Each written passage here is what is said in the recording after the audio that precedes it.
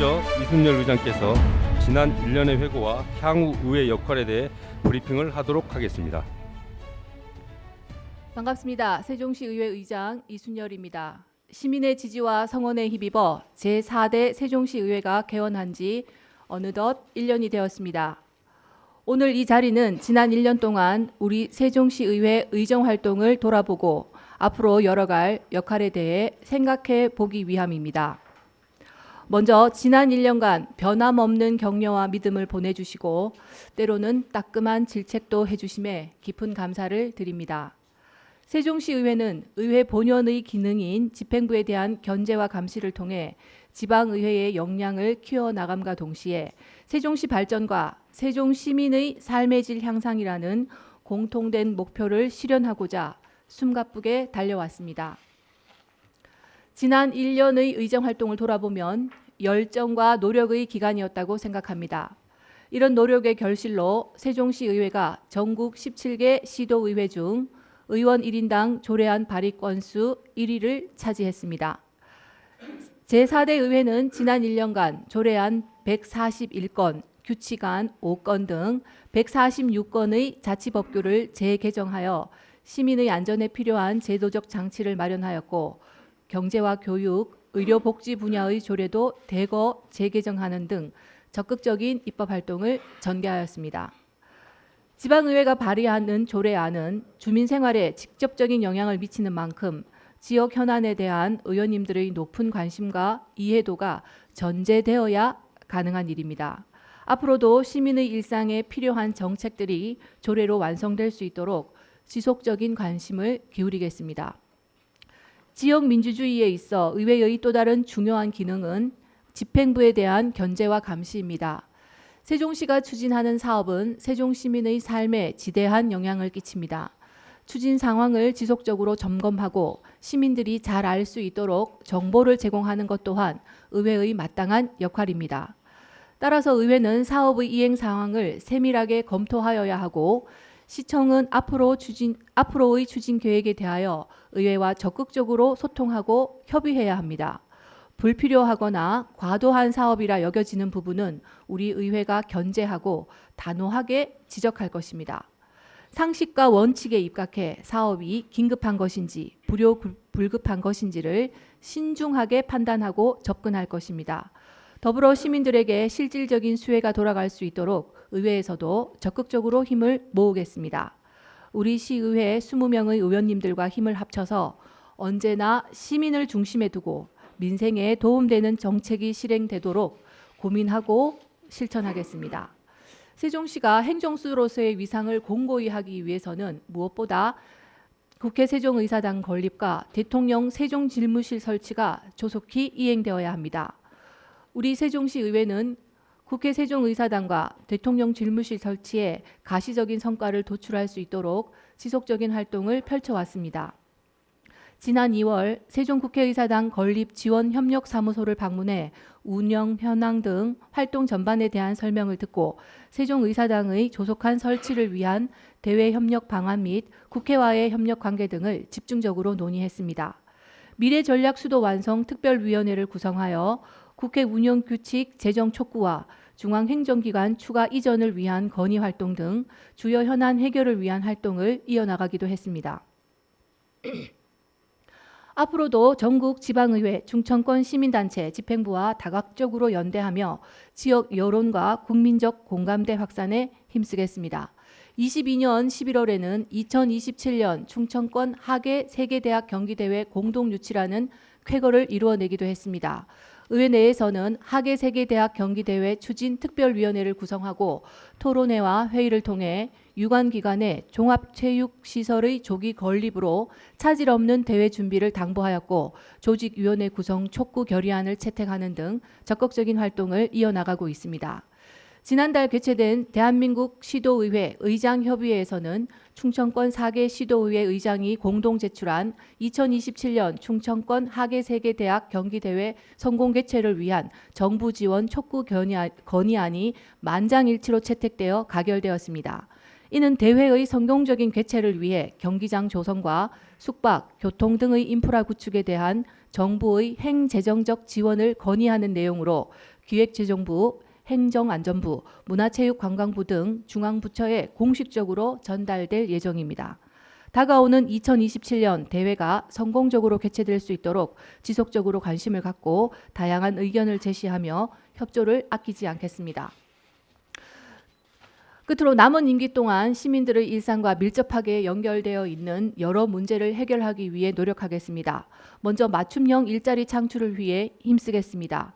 현재 우리 시에는 청년과 경력 보유 여성과 남성, 신중년 등 다양한 형태의 일자리를 필요로 하는 분들이 많습니다. 적재적소에서 역량을 발휘할 수 있는 여건이 조성되어야 합니다. 고용 실태를 개선하기 위해 대상별, 연령별 맞춤형 일자리에 대해 집행부, 교육청, 그리고 관내 기업체와 끊임없이 대화하고 조율해 나가겠습니다. 더불어 생태교통 구축을 위한 기반 마련을 위해 노력하겠습니다. 현재 세종시는 좁은 도로와 불편한 주차장 구조 등 시민들의 불편이 굉장히 크고 고통스러운 상황입니다. 시청에서 추진 중인 버스 요금 무료화는 분명 좋은 정책입니다. 하지만 이에 앞서 셔클과 어울링을 포함한 버스의 이용이 용이하도록 운영 체계 개편이 먼저 이루어져야 합니다. 촘촘한 버스 노선과 운행 간격의 조정, 그리고 버스 운영 통합 시스템 구축 등 대중교통이 손쉽고 편리한 주된 이동수단으로 자리 잡아야 지속 가능한 생태교통을 만들 수 있습니다. 집행부와의 협력을 바탕으로 우리 의회는 대중교통 서비스의 고도화에 관심을 기울이고 장기적으로는 생태교통이 구축될 수 있는 환경이 마련되도록 노력하겠습니다. 앞으로도 세종시 의회는 시민을 대표하는 목소리가 되어 부지런히 민심을 실어 나르는 배가 되겠습니다. 한 분의 시민도 소외되지 않고 온전한 삶의 질 향상과 민생의 안정이라는 종착지에 도착할 수 있도록 부지런히 노를 젓겠습니다. 기본과 원칙을 지키는 의회, 시민들의 일상 속에서 함께하는 의회를 만들어 나가겠습니다. 시민 여러분의 애정어린 관심 부탁드리겠습니다. 감사합니다. 지난 그 본회의에서 전액 삭감된 부분에 대해서 말씀드리려고 해요. 4대문 그 6대 보조문 관련해서 이제 전액 반영이 안 됐습니다. 근데 이제 일각에서는 세종시를 알리는 상징성이 있는 그런 그 상징물이 있어야 되지 않겠느냐 해서 이제 그게 아마 4대문을 통해서 세종시를 알리는 그 상징성을 거기다가 아마 하려고 했던 것 같습니다. 그런데 최민호 시장께서 본지에서 그 인터뷰 과정에서 네. 계속 추진을 하겠다, 포기하지 않겠다 이렇게 말씀을 하셨어요. 의장님께서는 이 부분에 대해서 어떻게 생각하시며 앞으로 의회와 집행부 간에 어떤 소통을 어떻게 이끌어 가실 것인지 말씀 부탁드리겠습니다. 우선 추경에서의 그 4대 진입 관문에 대한 용역 내지는 초기 설계비에 해당되는 5천만 원이 전액 삭감이 되었습니다. 이 건에 대해서는 제가 이제 마지막 5분 발언을 통해서 상징물이 필요하다는 대전제에는 동의를 하나 이것이 154억이라는 거대한 예산을 들여서 진입관문 4군데 그리고 6군데의 어떤 세종시임을 알릴 수 있는 조형물을 설치한다는 것에 대한 의구심을 5분 발언을 통해서 말씀을 드렸는데요. 세종시가 어떤 외부 방문객들에게 세종시임을 알리는 어떤 이미지 그리고 상징물, 조형물이 필요하다는 것은 저도 동의를 합니다. 그리고 많은 시민들이 세종에 특화된 어떤 이미지를 원하고 계시는 것 또한 잘 알고 있습니다. 하지만 이것이 지역 경계 부분에 어떤 상징물을 설치하는 것과 맞닿아 있지는 않다고 생각을 합니다. 많은 교통들이 세종시의 지역 경계 부분을 지나서 왔다 갔다 하는데 다른 시도에서 볼 수 없었던 어떤 새로운 상징물이라고 한다면 저희가 기꺼이 협력을 통해서 세종시의 정체성을 알 수 있는 사업에 동참을 하겠지만 이것이 이미 다른 시도에서 많이 적용이 되어 왔고 새로울 것이 없는 어디에서나 볼 수 있는 내지는 구조만 좀 다른 어떤 상징물이라고 한다면 여전히 좀 의구심을 크게 가질 수밖에 없습니다. 세종시를 특화해서 스마트 시티를 표방한다든지 이때까지 찾아볼 수 없었던 정말 새로운 어떤 상징물이든 체계이든 어떤 식의 시스템이든 좀 새로운 어떤 대안을 집행부에서도 좀 찾아서 세종시만의 특화된 상징물을 찾아볼 수 있다면 기꺼이 동참하겠다는 말씀드리겠습니다. 오늘 말씀 중에 불필요한 거나 과도한 사업을 여기는 부분은 우리 의회가 현재 단호히 지적한다. 이거 말씀하셨죠.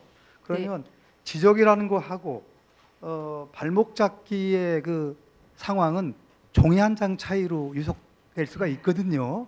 예, 이래서 우리 이 의장님이 이제 발목 잡기는 하지 않겠다 그랬는데 어떤 부분이 발목 잡기였는지 아니면 이런 것들을 개선해서 협치할 건지. 의회의 본래의 기능인 집행부에 대한 견제와 감시는 그 집행부가 일을 제대로 하고 있는지에 대한 어떻게 보면 정말 과학적일 만큼 세부적인 전문적인 분야로 접근을 해야 됩니다.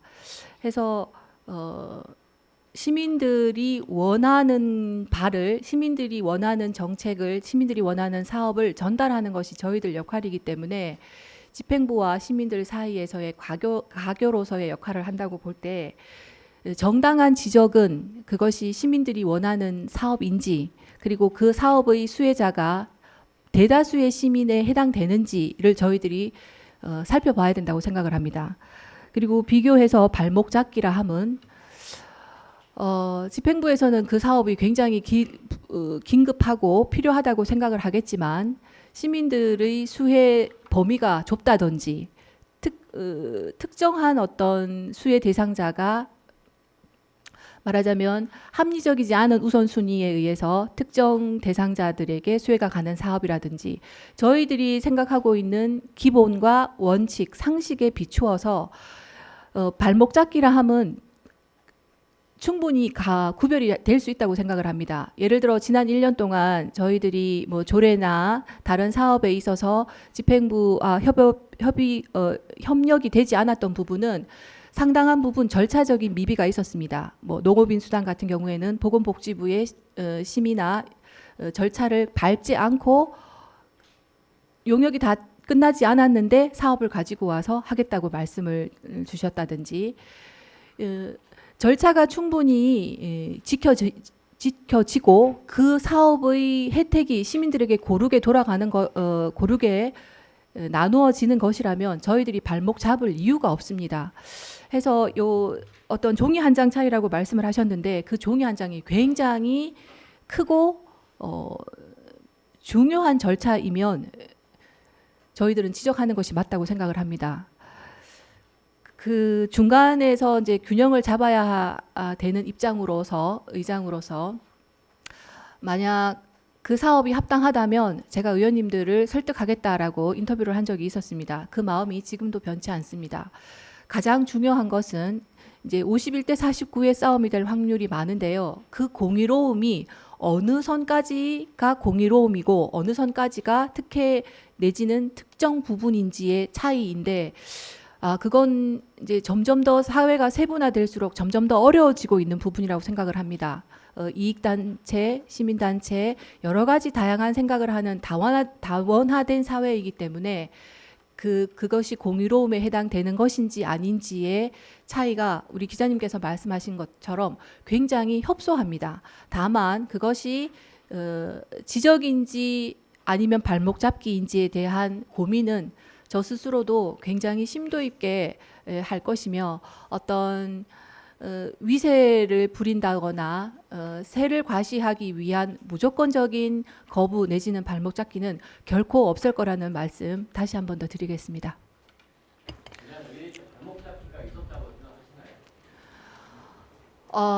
지난 1년간 제가 이제 산업건설위원회 위원장으로서 산업 상임위 활동을 열심히 하다 보니 솔직히 말씀드리면 예결위를 참여를 하긴 했지만 행정복지위원회나 교육안전위원회의 세부적인 사업에 대해서는 제가 속속들이 알지는 못합니다.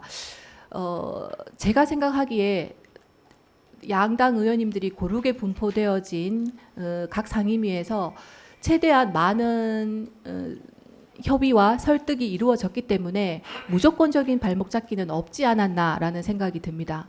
그리고 앞으로도 이 향후 의정 활동에 있어서 의원님들이 사실 굉장히 심도 있는 논의를 많이 하고 있습니다. 그런 모습, 그런 양상들이 계속 지속이 되고 좀 더 서로 다른 이견에 있어서 협력하고 그것이 또 대외적으로 집행부하고의 관계에 있어서까지 확산될 수 있도록 제가 물신양변 돕는 역할을 하겠다는 말씀드리겠습니다.